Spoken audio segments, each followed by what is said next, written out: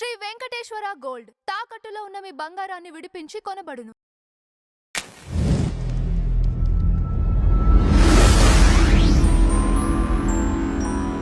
నమస్కారం రాజేష్ గారు. నమస్కారం. అంబటి రాంబాబు గారు చంద్రబాబు నాయుడు గారి పైన అనుచిత వ్యాఖ్యలు చేసిన తర్వాత ఆ ఇంటి పైన దాడి జరిగింది. తర్వాత ఆయన జైలుకి వెళ్ళటం కూడా జరిగింది. ఇక్కడ ఆయన ఇంటి పైన దాడి జరిగింది చూసారా, ఆ టైంలో ఇప్పుడు గల్లా మాధవ్ గారిదే తీసుకున్నామండి. వాళ్ళ అనుచరులు వాళ్ళంతా వచ్చి అక్కడ అదంతా కూడా మనం చూసాం. అయితే ఇప్పుడు ముఖ్య నాయకులు మిగతా వాళ్ళు ఏమైపోయారు? ఆ సరౌండింగ్స్లో ఉన్న నియోజకవర్గాల్లో ఉన్న నాయకులు ఉన్నారు కదా, బలమైన నాయకులే ఉన్నారు. మరి వాళ్ళంతా ఎందుకు సైలెంట్గా ఉన్నారు? మాధవ్ గారు ఫస్ట్ టైం, మరి ఈవిడ స్పందించినప్పుడు కొంతమంది సీనియర్ నాయకులు ఉన్నారు. మరి ఆ సీనియర్ నాయకులు అందరూ ఏమైపోయారు అనే ప్రశ్న ఉత్పన్నం అవుతుందండి.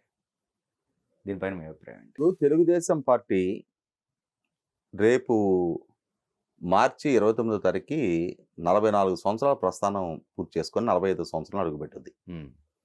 అంటే ఎన్టీ రామారావు గారు 1982 మార్చి 29వ తారీఖు తెలుగుదేశం పార్టీ ఆవిర్భావ ప్రకటన చేశారు. ఈ 44 సంవత్సరాల తెలుగుదేశం పార్టీ ప్రస్థానంలో గుంటూరు నగరంలో తెలుగుదేశం పార్టీ చాలా ఆటుపోట్లు చవిచూసింది. అలాంటి సుదీర్ఘ తెలుగుదేశం ప్రస్థానంలో జనవరి 31 అంబటి రాంబాబు ఇన్సిడెంట్ కూడా ఒక సంఘటన మాత్రమే. తెలుగుదేశం పార్టీ వంగవీటి మోహన్ రంగ హత్య పూర్వ రంగంలో జరిగిన ఘర్షణలు చూసింది, 26 రోజుల కర్ఫ్యూని చూసింది. ఆ తర్వాత రాజీవ్ గాంధీ హత్య తర్వాత జరిగిన ఘర్షణల నేపథ్యంలో మళ్ళీ తిరిగి అక్కడ ఉద్రిక్తతలు చూసింది. చాలామంది తెలుగుదేశం కార్యకర్తలు 1989, 94 మధ్యకాలంలో గుంటూరు నగరంలో హత్య గావింపబడ్డ సంఘటనలు చూసింది. చాలా సవాళ్లు ప్రతి సవాళ్లు తెలుగుదేశం గుంటూరు నగరంలో ఎదుర్కొంది. అటువంటి ఇన్ని దశాబ్దాల తెలుగుదేశం ప్రస్థానంలో పార్టీకి అండగా నిలబడ్డ తెలుగుదేశం నాయకులు మొన్న జనవరి 31 అంబటి రాంబాబు ఇన్సిడెంట్ జరిగిన రోజు వాళ్ళు ఎందుకు మొహం చాటేస్తారు? అసలు ఇక్కడ గమనించుకోవాల్సింది ఏంటంటే, ప్రజలందరూ కూడా మర్చిపోతున్న ఒక ఇన్సిడెంట్ ఉంది, ఒక సంఘటన. టైమింగ్ ఫిబ్రవరి 1వ తారీఖు రోజు నియోజకవర్గాల్లో ప్రతి పౌరుడికి సామాజిక పెన్షన్ల పంపిణీ చేయాలి. కానీ ఫిబ్రవరి 1వ తారీఖు ఆదివారం వచ్చిన నేపథ్యంలో పెన్షన్ల పంపిణీని రాష్ట్ర ప్రభుత్వం జనవరి 31 నాడు చేపట్టింది. ముందుగానే ఇచ్చేస్తున్నారు, వన్ డే ముందు.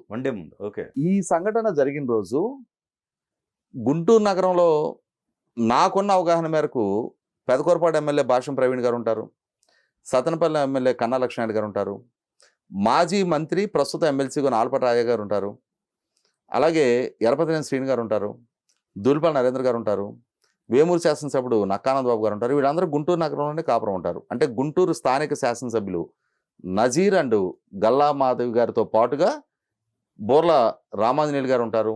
వీళ్ళందరూ ఇక్కడే కాపురం ఉంటారు. అయితే పెన్షన్ల పంపిణీ విషయంలో ఈ మధ్యకాలంలో ముఖ్యమంత్రి గారు, పార్టీ ప్రధాన కార్యదర్శి అంటే పార్టీ జాతీయ అధ్యక్షులు చంద్రబాబు నాయుడు గారు, పార్టీ జాతీయ ప్రధాన కార్యదర్శి నారా లోకేష్ గారు ప్రతి శాసనసభ్యుడు పెన్షన్ల పంపిణీకి తప్పనిగా హాజరు కావాలి అని చెప్పిన ఆదేశాలు ఇచ్చున్నారు. వీళ్ళందరూ వాళ్ళ నియోజకవర్గాల పరిధిలో పెన్షన్ల పంపిణీలో నిమగ్నమై ఉన్నారు. ఆ రోజున ఎవరు గుంటూరు నగరంలో ఇళ్ల దగ్గర కాళ్ళు చాపు కూర్చోలా. ప్రభుత్వ పార్టీ ఇచ్చిన పిలుపుకు స్పందించి నేను ఇంతకు ముందు చెప్పిన లిస్టు వాళ్ళందరూ వాళ్ళ నియోజకవర్గ శాసనసభ్యులు భాష్యం ప్రవీణ్ పెదకూరపాడికి, కన్నా లక్ష్మణ్ గారు సత్తెనపల్లికి, నక్కానంద బాబు గారు వేమూరికి, దూలిపాల నరేంద్ర గారు పొన్నూరుకి, రామాంజనేయులు గారు పత్తిపాడికి, జోలకంటి బ్రహ్మారెడ్డి గారు మాచర్లకి, ఎరపతినేని శ్రీనివాస్ గారు గురజాలకి, వాళ్ళెవరు గుంటూరు నగరంలో ఒక పేట లాంటి ప్రాంతాల్లో లేరు. వాళ్ళు ఇళ్ళ దగ్గర లేరు. వాళ్ళందరూ ఉదయాన్నే బయలుదేరి నియోజకవర్గాలకు వెళ్ళిపోయి ఉన్నారు. అలాగే ఆలపాటి రాజేంద్ర ప్రసాద్ గారు, ఆయన ప్రస్తుతం ఎమ్మెల్సీ, ఆయనకి ఏ నియోజకవర్గం లేదు, కానీ ఆయన అసలు స్టేట్లోనే లేరు. ఆ రోజు ఆయన చెన్నైలో ఉన్నారు. నేను ఈ ఇన్సిడెంట్ జరగకముందు వేరే పని మీద నేను ఆయనకి ఫోన్ చేసి కూడా మాట్లాడున్నా. ఆయన చెన్నైలో ఉన్నారు ఆ రోజు. మరి అటువంటప్పుడు గల్లా మాధవ్ గారు మాత్రమే పాల్గొన్నారు. మిగిలిన సీనియర్ నాయకులందరూ ముఖం చాటేసినట్టుగా సోషల్ మీడియాలో ప్రచారం చేస్తూ ఉన్నారు. అలా ప్రచారం చేసే ముందు ఒక్కసారి అసలు ఆ నాయకులు అందుబాటులో ఉన్నారా, నగరంలో ఉండి ముఖం చాటేశారా, లేదు వాళ్ళ నియోజకవర్గాల్లో వేరే కార్యక్రమాల్లో వాళ్ళు ఇన్వాల్వ్ అయి ఉన్నారా? తర్వాత ఇక్కడ గల్లా మాధవ్ గారితో పాటు పాల్గొన్న శ్రేణులు ఉన్నారు. కనపర్తి శ్రీనివాస్ గారు, పిల్లి మాణిక్యాలరావు గారు. పిల్లి మాణిక్యాలరావు గారు ప్రస్తుత గుంటూరు పార్లమెంటు తెలుగుదేశం పార్టీ అధ్యక్షుడిగా వారు బాధ్యతలు స్వీకరించున్నారు. అలాగే అబ్బూరు మల్లి, మాజీ జిల్లా తెలుగుదేశం అధ్యక్షుడు. ఇప్పుడు ప్రస్తుత కార్పొరేటరు వేములపల్లి శ్రీరామ్ ప్రసాద్, తన్ని బుజ్జి అంటాం. వీళ్ళందరూ ఉన్నారు. గడిచిన కొన్ని దశాబ్దాలుగా గుంటూరు నగరంలో ఏ సంఘటన జరిగినా, లేదు జగన్మోహన్ రెడ్డి ప్రభుత్వ హయాంలో రాష్ట్ర వ్యాప్తంగా సోషల్ మీడియా నుంచో లేదు ఇంకెవరైనా టీడీపీ కార్యకర్తలని సిఐడి ద్వారా అరెస్టు చేసినా వాళ్ళని తీసుకొని వచ్చేది గుంటూరు సిఐడి కార్యాలయానికి. అలా తీసుకొని వచ్చిన క్రమంలో ఆ కార్యకర్తలకు అండగా నిలబడేది ఇప్పుడు నేను చెప్పిన లిస్టులో ఉన్న వాళ్ళే అందరూ. గుంటూరు మేయరు కోవెలమూడి నాని గారు, వీళ్ళందరూ కంపల్సరీ పార్టిసిపేట్ చేస్తూ ఉంటారు.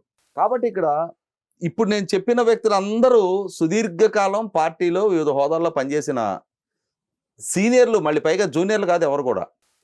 నాకే వ్యక్తిగతంగా 30 సంవత్సరాల నుంచి తెలిసిన వాళ్ళు. మరి వీళ్ళందరూ ఇందాక మనం మాట్లాడుకున్న నాయకులతో చాలా సన్నిహిత సంబంధాలు కలిగిన వాళ్ళే.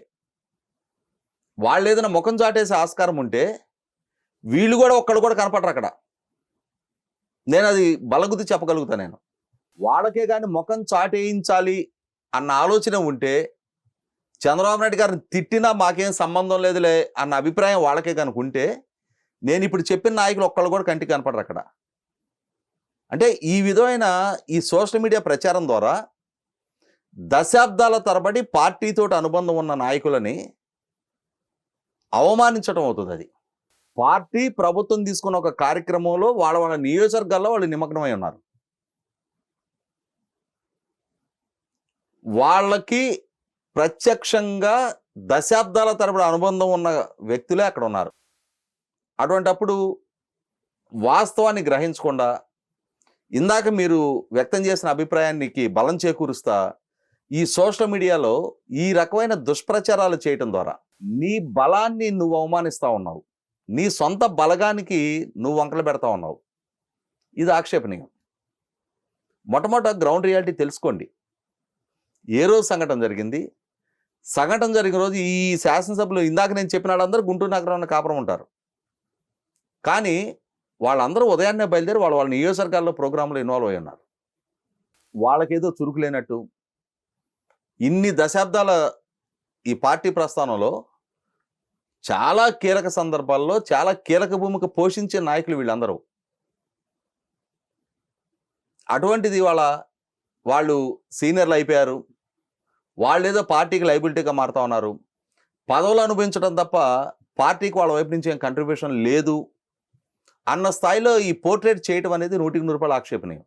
మొట్టమొదటి ఒక నింద మోపేటప్పుడు వాస్తవ సమాచారం గురించి వాకప్ చేయాలి, వాస్తవ సమాచారం తెప్పించుకోవాలి. ఆ నాయకులు వేరే కార్యకలాపాల్లో ఎంగేజ్ అయ్యి ఉండటం వల్ల వాళ్ళు అక్కడ లేరా, లేదు ఉద్దేశపూర్వకంగా గల్లా మాధవ్ గారిని ఒక బలిపశువులాగా ఎరవేసేసి వీళ్ళందరూ ఎక్కడో కూర్చొని వినోదం చూస్తూ ఉన్నారా, లేదు పార్టీకి ఏదైనా సవాళ్ళు ఎదురైనప్పుడు వీళ్ళు ఎలా స్పందించారు. నేను ఒక ఇన్సిడెంట్ చెప్తా. బోర్గడ్డ అనిల్ అనేవాడు అత్యంత జుగుసాకరమైన పదజాలంతో చంద్రబాబు నాయుడు గారి కుటుంబాన్ని భయంకరంగా దూషిస్తూ ఉన్నాడు. అలా దూషిస్తున్న క్రమంలో జగన్మోహన్ రెడ్డి పాలనా హయాంలో నేను ఇందాక చెప్పిన లిస్టులో ఉన్న ఒక నాయకుడు, నాకు వ్యక్తిగతంగా అత్యంత సన్నిహిత సంబంధాలు ఉన్న ఒక నాయకుడు, బోర్గడ్డ అనిలు ఆఫీసు తన అనుచరులతోటి దాడి చేయించడం జరిగింది. అది ఏం జరిగిందో కూడా మనకందరికీ తెలుసు. అంతటి ధైర్య సాహసాలు ప్రదర్శించగలిగే నాయకత్వం వాళ్ళ అయ్యున్నప్పుడు ఆ స్థాయి తెగువ పోరాట పటిమ వాళ్ళు ఆల్రెడీ దశాబ్దాల తరబడి తమను తాము ప్రూవ్ చేసుకొని ఉన్న వ్యక్తుల్ని ఈ ఇన్సిడెంట్ ఆధారంగా వాళ్ళు ఏదో ముఖం చాటేశారు, వెన్ను చూపారు, వ్యాపార అవసరాలు రీత్యా వైసీపీ వాళ్ళతోటి అంటగాగుతున్నారు అని చెప్పనే ఆరోపణ చేయటం అనేది అర్ధసత్యం కాదు, అసలు పూర్తిగా సత్యదూరం. కాబట్టి నీ సొంత పార్టీ నాయకులని ఈ అవమానించే వ్యాఖ్యలు చేస్తున్న ఇటువంటి వాళ్ళని మీ సోషల్ మీడియాలోనే మీరే అటువంటి వాటికి ప్రచారం కల్పించి ఒక రకంగా మాట్లాడుకుంటే కూర్చున్న కొమ్మని నరుక్కునే దుస్సాహసానికి ఒడిగడతా ఉన్నారు. రేపది పార్టీకి శ్రేణులకు కూడా క్షేమకరం కాదు.